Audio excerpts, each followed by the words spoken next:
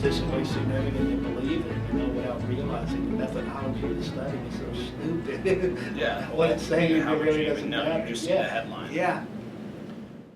If you don't know me, guys, I'm Michael Andreula from CKO Kickboxing and CKO Trainer. We're here with Dr. Dayspring. If you haven't seen the first video, it was absolutely fantastic. We covered cholesterol, saturated fat, I believe. We just started touching on ketosis, and we wanted to do a follow-up because we peed off so many people. But it's information that you need to get out there, because I believe, after the research I've done and looked at every different argument and been on the other side where I was a vegan at one point, I was eating more traditional, like bodybuilder diet, super high protein, depriving the body of fats and carbs, and now I've settled into more of a ketogenic or paleo style diet. So I wanted to get that second part out, and you're the expert on lipids, so is there any new late breaking things you've been working on that well, in this field there's so much new, because we're those of us who know there's something wrong with the old ideas. We've been told that the only way to stay healthy is to not eat fat and replace it with things in the carbohydrate world, whether they're simple sugars or especially complex sugars, is the healthy way to go. And those of us who become doubting Thomases on this know that, geez, ever since they promulgated this idea of let's get fat out of the diet, let's eat all these grains and things like that, that we've become the fattest nation on the planet Earth. The incidence of diabetes is becoming so horrifically high that one wonders, was that just bad luck that we started eating healthy and now we're all much fatter than we were, and we're all showing tendencies to diabetes and everything. So some very smart people went back and questioned a hypothesis on this low fat. What if it's not the fat? What if, geez, this relationship where we all started eating carbohydrates, because they're only 4 calories a gram, not 9 calories a gram like fat, could that somehow have hastened obesity or had anything to do with the increase of the diabetes, other insulin-resistant diseases, all the lipid abnormalities, high blood pressure, the need for all these CCUs around the country? And the truth is, if I can just make it simple, is yeah, we've been sold a bill of goods, as often happens. Somebody does a study where one thing tries to prove something and somehow it fits and it takes off, and it can take decades to have somebody come out of the woodwork and say, whoa, let's reanalyze this and let's look again. So is there a danger to restricting carbohydrates, even whole grains or healthy carbohydrates, so to speak, and replace them with, my God, fat, even saturated fat? If you even suggest that, you're going to make the establishment a little mad about yourself. And even if you're somebody who's trying to get a manuscript published with your ideas, the passing peer review with people perhaps biased to some of the old ideas can be very, very tough. So there's so many obstacles here, but the God's honest truth is this epidemic of obesity, which is certainly a buildup of fat in your fat cells. And so it seems so logical that if you eat fat, you're going to be fat, you're going to be full of fat. But we now know what induces fats in your body to go into fat cells and unfortunately be trapped there. Comes down to insulin, a hormone which regulates so many things in the body. Everybody thinks insulin is, that's how your sugar stays normal and how sugar gets into cells, but insulin affects so many metabolites in the cardiovascular world. And if your insulin levels somehow start going high, because this is what's called insulin resistance, a lot of other crazy perturbations are going to occur. You're going to produce fat in the form that it's trafficked in your bloodstream, triglycerides. They're going to be brought to your fat cells that stores them, and insulin locks them in your fat cells so they can never come out. Normally, as we evolved, there was an advantage to storing a little fat and everything, because if you somehow entered a period where there was no food, a famine, so to speak, or even you had a very busy day where you're running around all day, your muscles need energy. Fat is supposed to come out of your fat cells, and it's a supplier of energy. It can go to your muscles, it can supply your brain with energy, and that's how the system is supposed to work. So it's not too bad to store a little fat as we evolved as a species to provide energy. But what happens now if I've got fat stored and I enter into this crisis where my body needs energy, but the fat can't come out of my cells because it's trapped there, and that's what insulin does? Well, now the tissues in your body, they're almost starving. They need fuel. Now your brain has a lot of sensors that realize, oh my God, we need fuel, and the fat cells are not cooperating. So what the brain does is turn on your hunger centers and make the human think, I gotta eat, my body wants me to eat. And because we've just evolved, we're smart people, we know certain foods that can provide instant energy taste really good, so they're pleasurable foods, and those are the sugars, of course. Why does everybody really like the sugars? And because they're beautiful, they taste so good. Who doesn't want to pick up a candy bar or something and eat it, or a Tootsie Roll or something and chew on it, you know? And guess what? That's sugar going right into your body. You got insulin levels that are high because your insulin drives it right, and your brain is happy. But we eat so much of the damn sugar, you need a little bit to solve your energy needs, and what happens to the rest? They're converted to fatty acids, triglycerides, and they go into your fat cell and you get fatter. And if we could somehow release our fatty acids, our triglycerides from the fat cells to satisfy our energy needs, none of this would happen. But insulin is the culprit that locks fat in the fat cells. And why do so many people have rising insulin levels as we age, or if you have the genes for insulin resistance? Sugar stimulates insulin. There's nothing else. Proteins stimulate insulin a tad. Sugar, and there's differences in the ability of various sugars to stimulate insulin, but they all do. Even if you're a vegetarian, at the end of the day, vegetables are carbohydrates for the most part. Then your question is perfect. What's the one thing you can eat that has no effect on insulin, and it's fat and fatty acids? So you can eat your whatever, your bologna sandwich or something, and your meat, whatever else is, and God knows there's a lot of great fat stuff, and most of them taste pretty good too. You eat that, they enter your body, your insulin level doesn't go up, fat can be released from your fat cells, the fat is going to be utilized for your energy, even if some of it is going to your fat cells, it can come out, so you don't wind up with this fatter syndrome. So interesting, by not eating carbs and suppressing insulin, your body handles the fat you eat, and it handles it in a way that it's not going to hurt you. Are there some people who go on these fat things and certain biomarkers go out of whack, like cholesterol or lipoproteins? Yeah, a small number of them do, and we're trying to figure out now, is that even a worry in that type of person or not? But we got to understand, right now, 8 out of 10 cardiovascular events in the United States are related to insulin resistance, and insulin resistance determined by the genes you inherited and your sugar in your diet that's going to worsen insulin resistance. Age, Father Time contributes. So until we come to that recognition and we make a major effort at reducing carbs in this country, I don't think we're ever going to solve anything without throwing 8 drugs at every human being to correct it pharmacologically.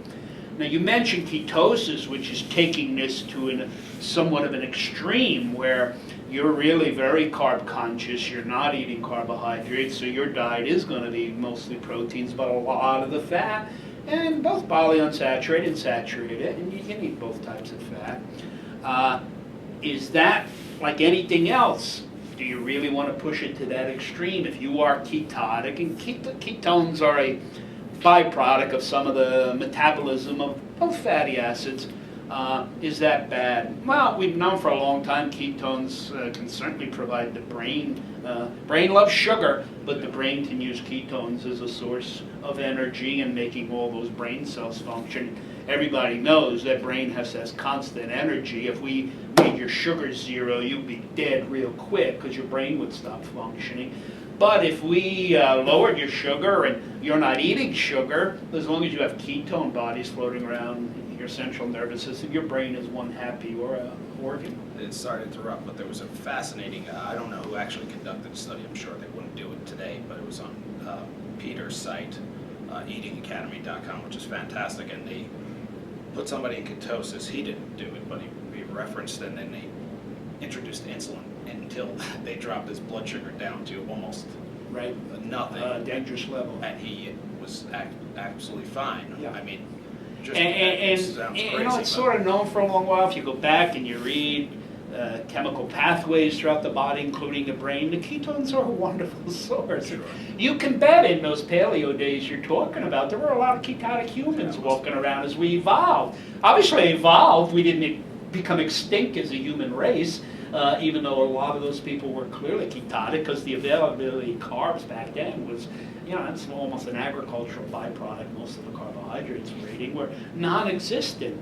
So yeah, there doesn't seem to be any danger there. There are interesting animal studies and epidemiologic data suggesting that, you know, we have this scourge of dementia right now, Alzheimer's disease, which I think anybody who's looked at this knows, oh my God, this is another consequence of this insulin resistance, diabetes, pre-diabetes process. Those are the people. There's obviously a genetic component, but those are the people you want to get dementia at an earlier age, and if you're so genetically predisposed, just eat carbs, become a diabetic, become insulin resistant. So therefore, is it plausible that if we fought that big time, and even to the degree of inducing ketosis, would your brain be a lot healthier? Would that be an effective therapeutic strategy to ward off dementia? And for anybody who thinks that's crazy, go do a PubMed search and see there's some serious data on this right now. It seems back, say, people like kind of go into cycles. So they jump on this low-fat cycle. What was it, the 70s, the 60s, 80s there? Yeah. And now we're kind of looking at it, are we jumping on okay, now let's do the complete opposite because that didn't work? Or is this actually, this insulin resistance is causing that many heart disease issues, that many dementia issues, you believe? Well, I don't think there's any doubt about that or so, that's behind all of this. And I think the medical community is coming in, has accepted insulin resistance, metabolic syndrome, dementia as one end organ damage from that, as well as your kidneys, your heart, your peripheral nervous system. So many terrible complications occur from insulin resistance, whether you actually develop full-blown diabetes or pre-diabetes as its cause. Those are all the bad things to it. What's unfortunate is too much of the majority of the nutritional community, and therefore treating physicians, have just been so entrenched in their brain that the nutritional way to fight that is to eat proper types of carbohydrates, not too many of them, don't eat any fat at all. And with that same nutritional advice, sane in their minds, the United States government signed on to it back in the 70s by inverting the food pyramid, as we just discussed. We're a nightmare of metabolic disease now, insulin resistance. It's 8 out of 10 atherothrombotic events. So it has to, this is no coincidence that this big epidemic of this stuff occurred after we developed this fascination for carbs and this hatred of fat. Do you believe, I mean, at some point we probably don't have enough of that food supply to deal with the entire population? You know, we've gotten, and it's good, we needed a lot of food, people were starving, so we overproduced, we turned it into so many different products. Walk into any store, 80% of it's carbohydrates. Sure. Do we need that, and do we not, we can't feed the entire public? No, look, it's potentially, I think one day we will, as we're starting to analyze genes at a serious degree in people, you can even do a full genotype, check every gene in your body, vast majority of which we have no idea what they control. And of course, multiple genes sometimes control a thing. But I believe one day we will be able to identify genetically who is going to be insulin resistant. And that is the person where I believe that you have to focus what we're talking about. You got to avoid carbs. If for some reason I do your genetic analysis and I see you have no genetic propensity for insulin resistance, then I think you could eat M&Ms 6 times a day and suffer no, because you've got the genes that control all the metabolic machinery that properly catabolizes your carbohydrates. You know what? You and I, most of us, have inherited genes from our Paleolithic ancestors that are wonderful at handling fat. They know, our bodies know how to catabolize fat without hurting you. They don't know how to catabolize carbohydrate overload, because when we evolved, our genes were never exposed to carbohydrates. So why would, if, you know, Darwin, the survival of the fittest, it takes millions of years to develop genes. So maybe if we keep going, in a couple million years, we'll be able to eat all the carbs we want. But genetically, most of us can't now. You know, I was just discussing some very interesting thing with you, Michael, and I've prepared some lectures and writings that we're now even taking this into, when does this begin? It begins in utero. When you're a little embryo and fetus, you reside in your mom for 9 months. And you therefore reside in your mother's environment in utero. But what if your mom is a metabolic nightmare and is insulin resistant? Well, you're exposed to all this junk that's floating around her blood, and believe it or not, in those babies, sometimes women have miscarriages and babies come out at various stages of gestation. And my God, they're finding atherosclerosis in fetal aortas, for God's sakes, in mothers who have insulin resistance. And as if that's not bad enough that the day the kid is born, he's already got some microscopic plaque in their blood vessels. But because even the developing embryo and fetus starts turning on defense mechanisms to fight this, that's called gene activation. These pathological genes get activated, not when they're 50 years old to fight something, but in utero. And epidemiologically, the babies that come out of mothers who develop insulin resistance as pregnancy evolves, whether they've developed full-blown gestational diabetes, had preeclampsia, or just triglyceride elevations during pregnancy, these are kids who are turning out to be the cardiovascular nightmares. So, my God, not only is insulin resistance worrisome in you, me, and in adult ages, but if we could somehow identify the women with these propensities, maybe by close monitoring of metabolic markers in pregnancy, we could, hey, mom, treat her nutritionally properly to fight insulin resistance, and maybe the kid would have a happier 9-month environment in their mom's uterus and be less predisposed to all these things. So there's just so much amazing research being done, but you have to fight the establishment. You have to go against this. Go ahead, you want to have a bacon, lettuce, and tomato sandwich, you still without the bread. You can have the bacon, you know, and you're not going to die. One other joke I always like to tell my audiences when I'm lecturing, because this saturated fat phobia, and you know, cholesterol phobia. Well, maybe we should be phobic. There could be no human life without cholesterol. It is an absolutely essential molecule for a lot of bodily processes. And my God, but saturated fat? Well, guess what, folks? There's no human life without saturated fat. Saturated fat provides a lot of fun. Number one, it's a great source of energy. Without energy, you can't move a muscle, including your heart or diaphragm. But I like to point out to people that every cell in your body has a cell membrane. And the integrity of that cell membrane is due to a lipid called phospholipids.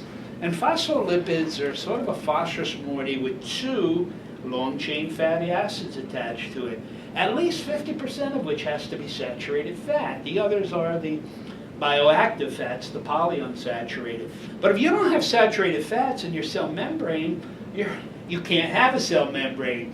And without getting too deep into chemistry, a saturated fat has no double bonds. So it's like a steel bar. It's very rigid. Saturated fats are solid at room temperature, whereas all the polyunsaturated fats, they're oils at room temperature. They have lower melting points because they're not steel bars. They got all these double bonds in them, and they are flexible, and that's an attribute of those chemistry speaking. So if we didn't have a lot of saturated fat in our cell membranes, you would be an oil blob sitting there. You wouldn't be somebody who's got structure and barriers to your cells. So I often joke, because I notice a lot of these health crazy people running into the store, reading every damn label, and if they see any saturated fat, they're putting it right back on the shelf. Well, I got news for you. If you're that crazy to eat 0 saturated fat, because some nutritionist told you that's what you got to do, whatever the hell else you eat, your body will immediately change it into saturated fat because it's essential for human life. So if saturated fat is that damn harmful, why does the human body absolutely need it, for a variety of things? So it's laughable. Some of them are saying, all right, we'll agree you need a little bit, but you can't eat too much because your cholesterol's going to go up or something, you're going to get fatter. Well, you know that if I'm picking out and eating too much saturated fat, you know what? I'm downing it with my Coke. I'm eating bread with my fat. And nobody ever blames, well, wait a minute. This person's really consuming a lot of stuff and they're getting fat. So of course it's the fat in the diet. Why don't equally say, well, wait a minute, it's not the fat in the diet. It could be the carbs in the diet.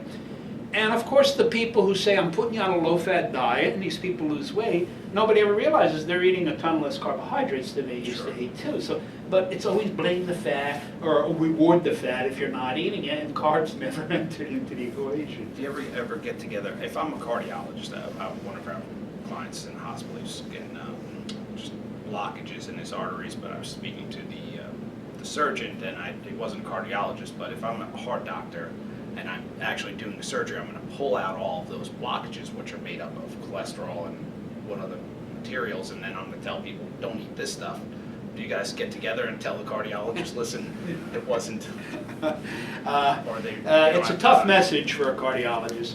Listen, cardiologists in our world, where heart disease is the #1 killer epidemic, are absolutely needed. Sure. But it's like if my wife called me up now and said, oh my God, the pipes in the cellar just all exploded, we got a flood, I need a plumber to go and fix them. And if you get to the point where you're walking in here and your arteries are fully clogged up, I certainly need a cardiologist to diagnose that and a cardiac surgeon perhaps to fix that or so. But if I would have been a smart guy and periodically checked the damn pipes in my house long before they burst or did something, I'd probably have nice pipes. My wife would never have given me that panic phone call. So guys who understand that if you get to the point where you need a stent or a bypass, if you could have somehow been investigated decades earlier by somebody looking for biomarkers of something that would predict you're going down this road, and then we came up with some sort of therapeutic regimen involving lifestyle or drugs, then of course you wouldn't need the cardiologist for it. So cardiologists in general are trained to be lifesavers. They walk in at 2 in the morning, somebody's dying on the table in front of them of a heart attack, and with all their magical mystery, things that they can do to you, they make you survive, whereas in the old days you would have never even lasted the night, you would have croaked.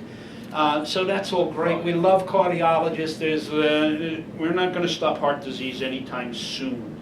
But, so therefore, cardiologists are trained in all these invasive, life-saving, middle-of-the-night maneuvers to keep people alive. Thank God. If you need one for that, you're happy they're there. But if you're dwelling all your time on studying how to keep people alive when they're about to die or acute emergency, you're probably not spending a lot of time reading the nutritional textbooks, the lipid lipoprotein, what are the new markers that, like Dayspring said, I could identify these people 20 years earlier, and I could have maybe just through lifestyle or a little medication, I'd never have to bypass them or stent. So most of them, there's only so many hours in a day. Of course. They don't get into that type of education. Now, I don't want to bash cardiology. There's a percentage of cardiologists who are what they call preventive cardiologists. And they're not usually the guys who know how to put tubes in you and make you survive in the middle of the night, but they're like me, a lipidologist, a good trained internist or family practitioner who studied risk factors, and they would be excellent cardiologists and managers, but they're a minority in their profession, which is sad to see.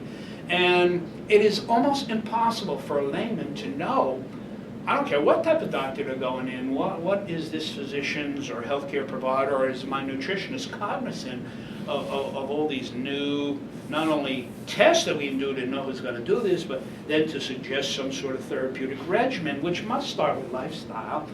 And tragically, the typical card or the typical nutritionist is going to tell you got to stop eating fat, you got to stop eating cholesterol. And unfortunately, that's if you take an objective review of this, and we discussed it before, and anybody listening to my video, you must go and buy the book, the very simple book, Why Do We Get Fat and What to Do About It by Gary Taubes, which will open your mind about these things, and it can even teach you a little more about ketosis if you want to take it that far and everything. But just, you got to do your own homework in today's world, no matter what a physician or healthcare provider tells you. You've got a wonderful asset, the internet nowadays, and go out and do your own little education, and don't be afraid to question anybody.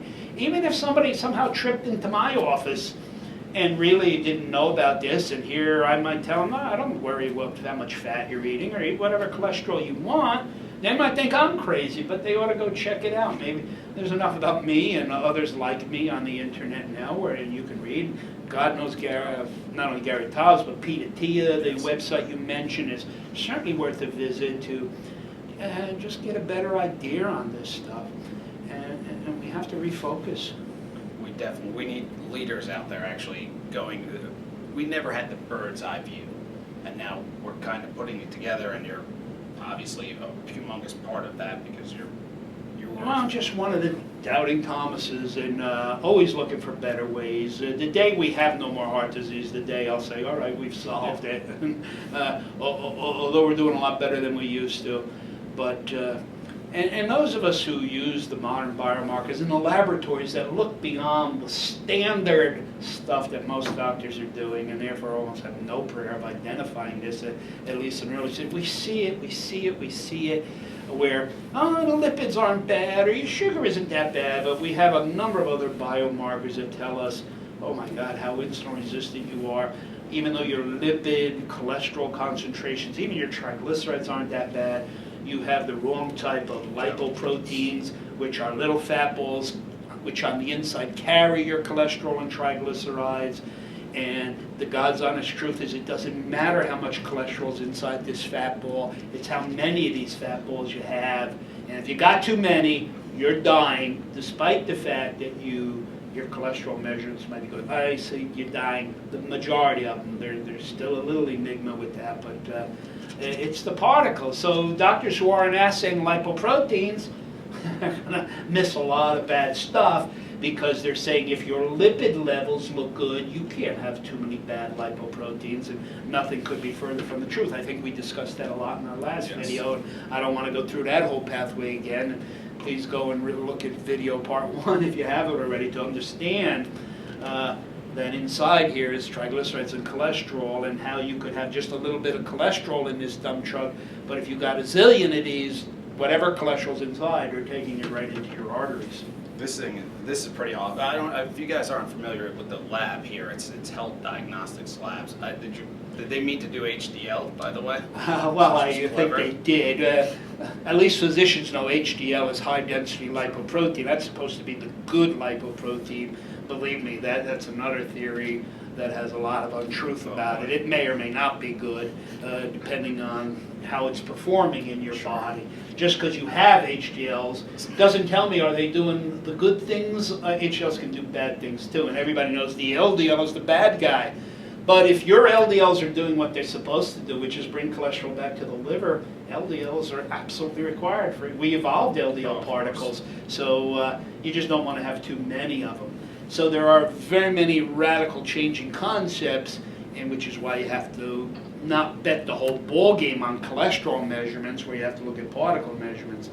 Health Diagnostic Labs here in Richmond, Virginia, makes all of these biomarkers available to physicians that take them beyond the standard stuff that everybody's getting. And the standard stuff, you're going to diagnose about a third of the population, and you're going to miss 2/3 of the people who are going to have bad things happen to them that the old standard test can't identify anymore.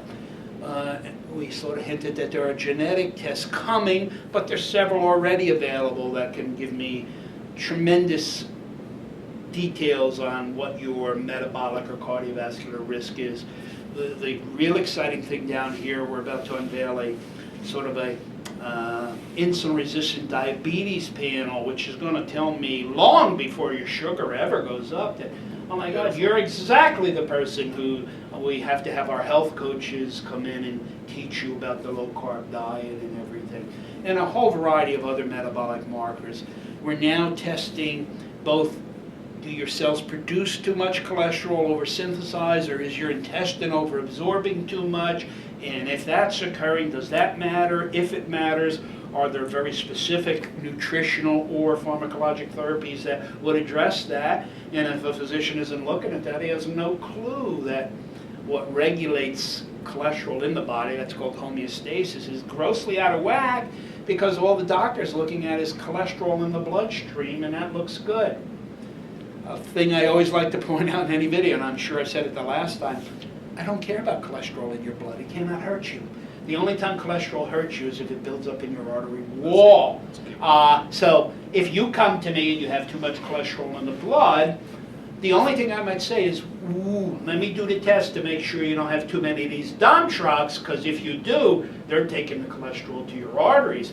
But if your cholesterol is high in the blood, because this dump truck is carrying a lot, but this dump truck takes it to your liver, what do I care? The liver knows how to change it into things, get rid of it, put it in the bile, you can excrete it in the stool. So cholesterol measurements are just never going to solve this problem. And the world is full of people going to the graveyard with normal cholesterol, and the world is full of people with high cholesterol who are never going to need a cardiologist. So we need to look at other biomarkers. How long does it take for that plaque to build? We very briefly brushed on it. You said it's not, most people think it's slowly over a lifetime, like I'm pouring oil down a drain and slowly adding coats and coats, but that's actually not what's happening. Well, it is a chronic lifelong disease. I just sort of introduced the concept. God, in certain fetuses they're finding plaque buildup. Now that's a few macrophages full of cholesterol. It's not a obstructive plaque. But that baby, if it's not it comes out in a miscarriage, it's actually born, that baby doesn't have a heart attack when it's 1 year old. That baby might have a heart attack when they're 40 years old. I'd rather have it when I'm 90 years old if I had to have a heart attack. So atherosclerosis, plaque, is indeed a buildup of sterols, cholesterol in your artery wall, over a long, long time. And that's why, if it occurred overnight, if we went out and ate the wrong stuff, we'd have a heart attack tonight. And that's not what happens, clearly. So we have not only utero studies, we have studies, autopsies of young children growing up who died, get hit by a car, someday autopsy them. Oh my God, some kids have fatty streaks more pronounced than what the little fetus did. And we have, unfortunately, from the wars, autopsy studies of young soldiers going back to World War II, Vietnam, Korea, that, my God, these 20-year-olds, not only in their aorta, they got some coronary artery disease, or maybe even a little bit in their carotid arteries. But again, these 20, 30-year-old soldiers aren't having heart attacks on the battlefield. Their heart attacks, again, are when they're 50 years old. So there's a big difference between the development of atherosclerotic plaque and what we call clinical events. A heart attack, a stroke, you need a bypass, you're having angina pectoris, your legs are being blocked and your toes are turning purple or whatever. Those are clinical manifestations. Those are clinical events secondary to atherosclerosis. Now here's the interesting thing. There are a lot of people who die at 80, 90 years old. You autopsy them, you find atherosclerosis, but it didn't kill them. It's just there. Somehow they survived with their atherosclerosis. So what happens is two things. One, atherosclerosis is cholesterol buildup in the wall of your arteries. So if this indeed is occurring over a lifelong, two things are going to happen. One, over time, as that cholesterol builds up, the pipe, the artery, will narrow down, and then all of a sudden blood, the narrowing will get to such a degree the blood can't get through, and whatever organ this blood vessel is supplying is going to be in trouble. It can't get the nutrients, the oxygen that the blood should be bringing in. And that organ starts to suffer. The medical term for that is ischemia. If that was happening to your heart arteries, you might get some chest pain, which should suggest to a clinician, let me check out to see is his arteries narrowing down. Unfortunately, your arteries have to be narrowed down well beyond 70–80% before you'd even get ischemia. Some people with ischemia get symptoms, many do not. Ultimately, what would happen is the artery would narrow down so much it's closed, blood can't get through, a piece of that organ would die. If that's the heart, that's what a heart attack is. If it's the brain, that's what a stroke is. Believe it or not, narrowing down to total occlusion occurs in a big minority of patients. It occurs, but it's 20% at most. What unfortunately drives most people to the hospital, where nowadays if you get there you might survive, but in the old days you didn't, is this buildup of plaque, which is in the wall of the artery, but the artery is still wide open, blood's getting through. But this plaque gets irritated, inflamed, and it ruptures. It's like a volcano. Or, you know, if you get a little boil on your skin, it gets red hot and pus comes out. Well, think of cholesterol buildup in your artery. If it's irritated and inflamed, there's a little pustule in your artery, it ruptures, and what happens is all the clotting factors in your blood, your platelet, clot and acutely and suddenly block the artery, either totally or partially, and that's what kills most people, a sudden acute thrombus or clot in the artery, which you either survive or you don't. So those are the manifestations of atherosclerosis, but they do occur typically later in life, unless for whatever reasons, genetic and whatever your markers are, that narrowing occurs earlier in life, or what the more common entity, the plaque rupture occurs early in life. And that's why measuring inflammation and other things might tell me more about, do you have plaque or so? But is it about to rupture, which is really what I want to know. And that would identify you as a super at-risk patient, and I'd come at you with some heavy therapies, including the nutrition.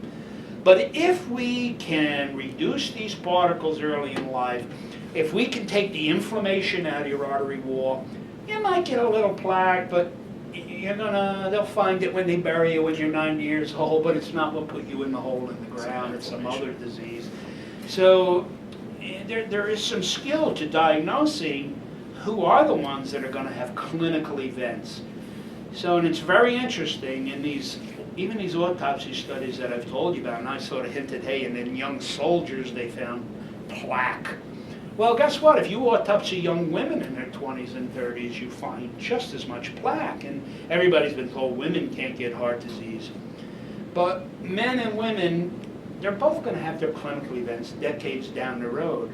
And women, about 10 years behind men. So you should never confuse the presence of atherosclerosis with are you or are you not going to have a heart attack. You might not, but we're going to have to look at other markers of cardiovascular biology to really make a better decision on who I can watch, who I have to treat super aggressively and who might not need that ton of cascade of therapies. And one last thing I would want to say, because I'd like to bring this back to ketosis. Sure. There are some people who go down this ketotic pathway and they're doing the type of tests I tell them, oh, you can look at your cholesterol levels, but please get your particles checked. And there are some who, oh my God, since I've gone on my ketotic diet, my cholesterol levels are going up. But I don't worry about that because Dr. D told me it's the number of particles. But whoa, my particles also went up on a ketotic diet. Now, this is perhaps a little scary because we've been led to believe that too many particles causes heart disease 100% of the time, no exceptions to the rule. There are almost no rules in medicine, other than if you swallow cyanide, you're going to die. So there's actually a human condition called familial hypercholesterolemia. These are people that have nightmare levels of cholesterol. I'm talking 300, 400, 500, have a lot of particles. Most of them get a premature heart disease and heart attacks and strokes, but there are a small number who do not. So what dispensation have they been given that even though they have too many particles, they have too much cholesterol, it's not resulting in plaque causing clinical events, might not even be causing plaque.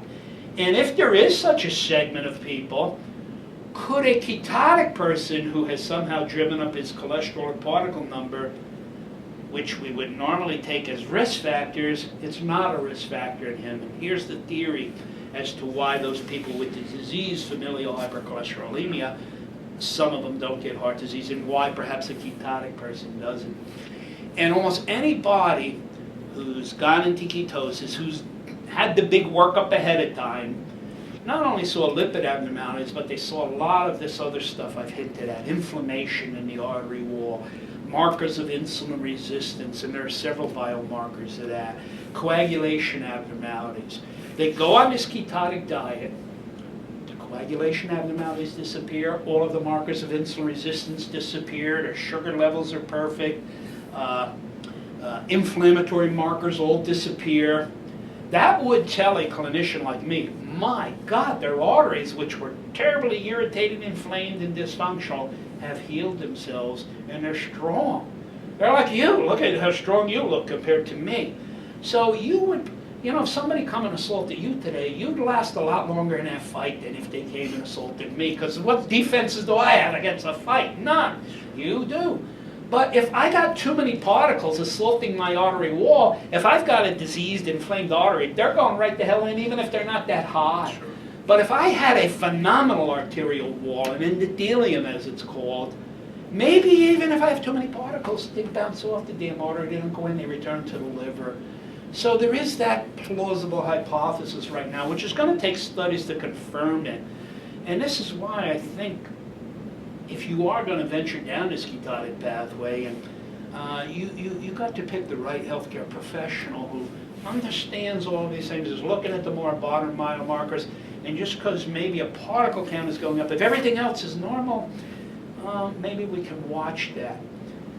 Should I just assume everything's perfect, but your particle number is high, you're safe? I think I'd screen you periodically, looking for plaque, and if I didn't see it developing, what do I care about? Can you see if there's plaque? Yeah, we have non-invasive ways of looking for plaque with ultrasound and other imaging techniques that are don't supply a lot of radiation or anything. So we're getting better at individualizing and following people without coming down. And there's no rule in medicine, be it diagnostic or even therapeutic, that applies to every single human being. And you got to understand this. But you also have to be cognizant that these things exist, and you certainly have to leave the world of old nutritional therapies and the world of old biomarkers, the standard stuff that guidelines recommend you get done. And that's where we're at now. Well, a couple of things. Obviously, ketosis is more of a scary word. I don't even believe most people, their blood glucose goes down all that much.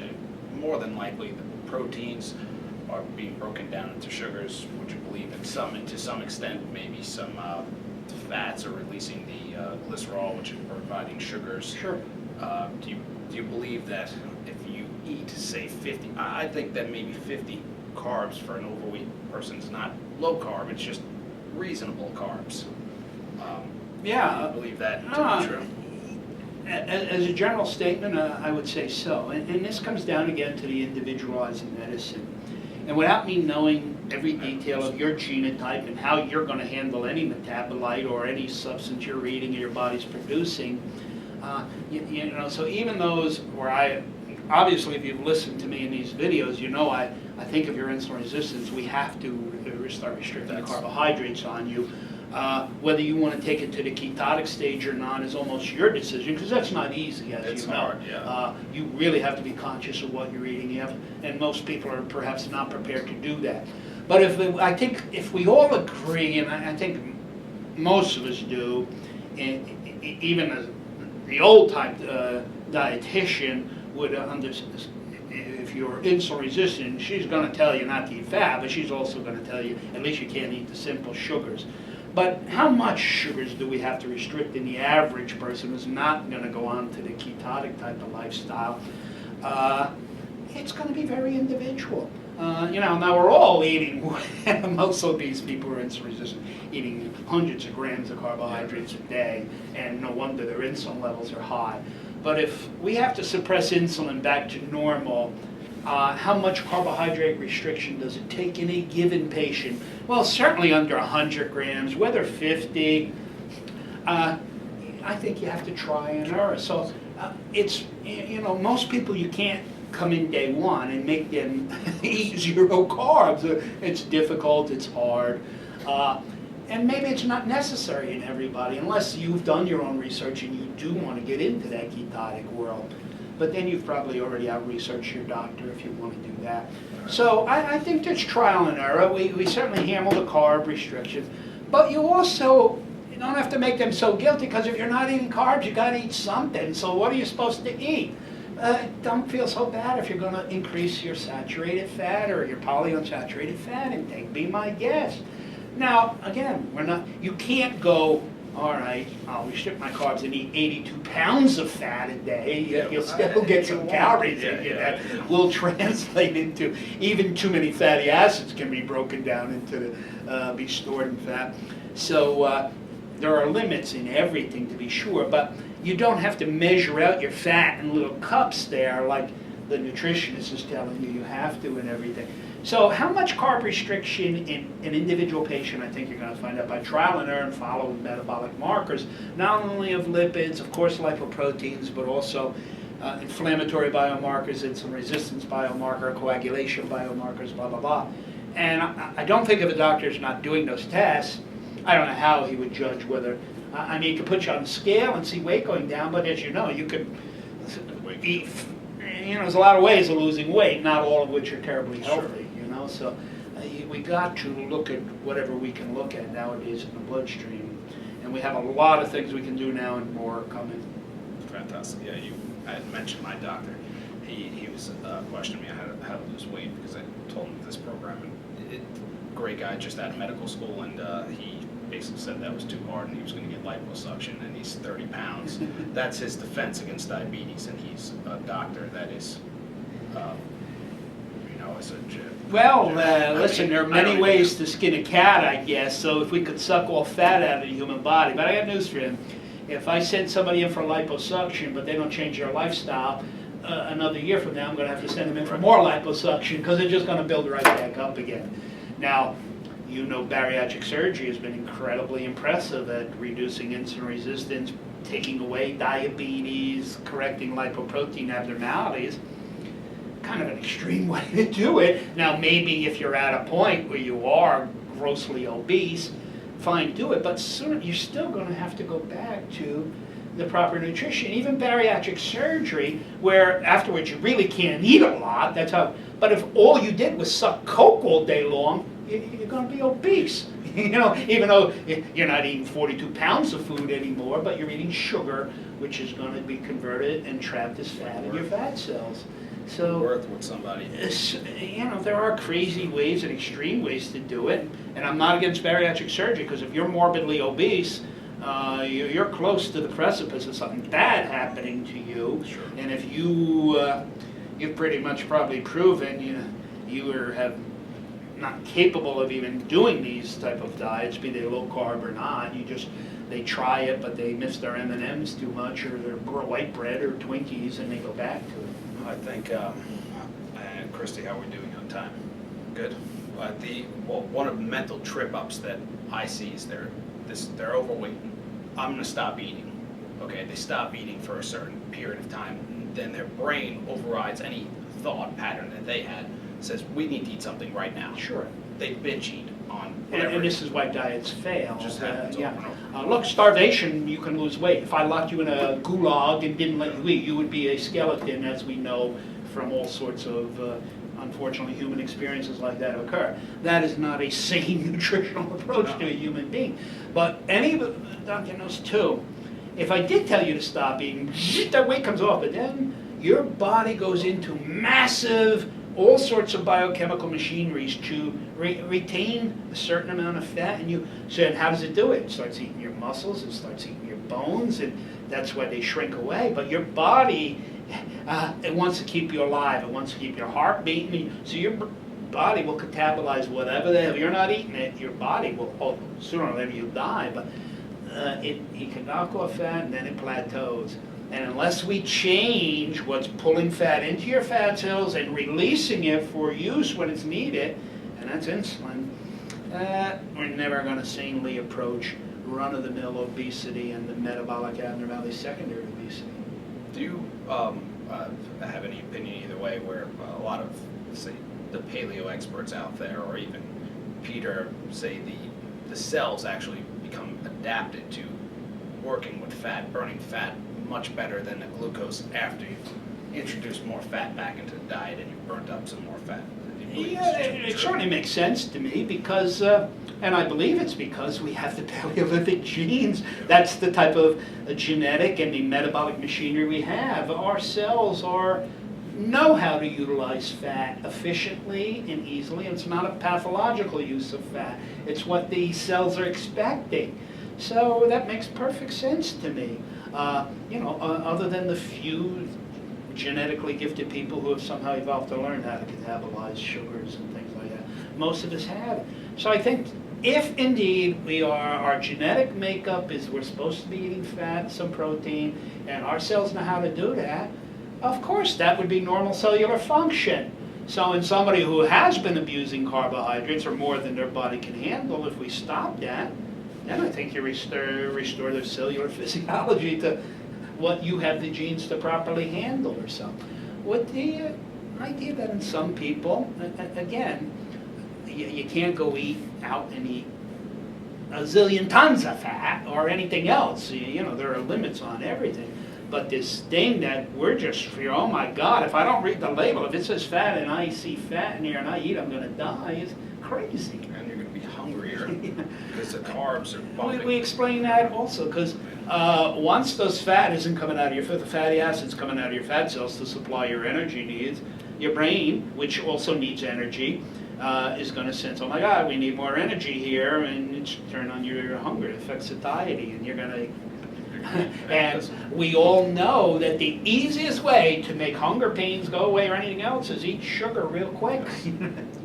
And clinicians who have dealt with diabetics or any other situations that cause extreme low blood sugar, these people come in sitting comatose, and we give them intravenous glucose, and a minute later they're right back to normal. So that's the brain needs it, and the brain will turn on everything to make your body go get something to satisfy that need. But if you had some ketones floating around your brain is never going to send hunger signals down to your stomach to eat something, for God's sakes, It's interesting you bring up diabetes, and I had a newspaper article, it was just in maybe the Richmond paper, about diabetes and affecting the vision. Obviously, as I understand it, it inflames the red blood cells. But there's no mention about diabetes. This is just a simple article. No mention that it's caused by eating too much sugars. It's almost never mentioned. Sure. And on newspapers today are not the newspapers of yesteryear where you'd get an encyclopedia in every article. You get a couple of paragraphs nowadays. So that no newspaper nowadays is going to give you an encompassing discussion of anything. Even in our internet world nowadays, we're in the tweet world where it's 160 characters, and anything beyond that, well, my God, you're not going to have a real serious discussion of anything there. And I almost don't like the term diabetes, Michael, because it almost gives people an excuse that if your doctor told you, well, you're not yet a diabetic, oh, thank God, doctor, I'm fine. But if we had the same damn fear of the word insulin resistance as we do diabetes, and the endpoints are exactly the same, diabetes is a manifestation, a sugar manifestation of a long-time insulin resistance, maybe we would address these problems long before you got this scary word diabetes. So most people would be very afraid if oh my God, you're a diabetic now.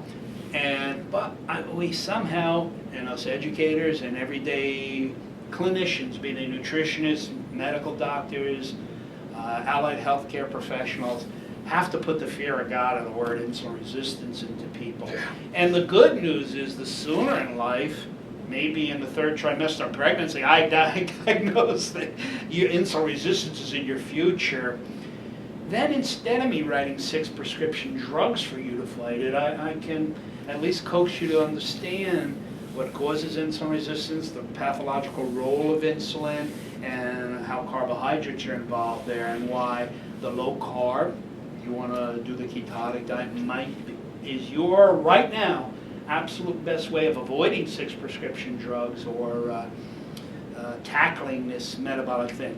And the interesting thing is everybody knows, blindness is the major complication of diabetes. Well, so is kidney failure, so is losing your legs, and heart attacks and strokes. There's a lot of bad stuff coming with Sure. diabetes. There are intestinal problems. But many of these manifestations show up even before your sugar reaches a level that I can technically call you a diabetic. That's a sugar of 126 or after a meal sugar of 200. But what if your sugar now is 118? Well, I can't call you a diabetic. But you're certainly damn far down that road to being a diabetic.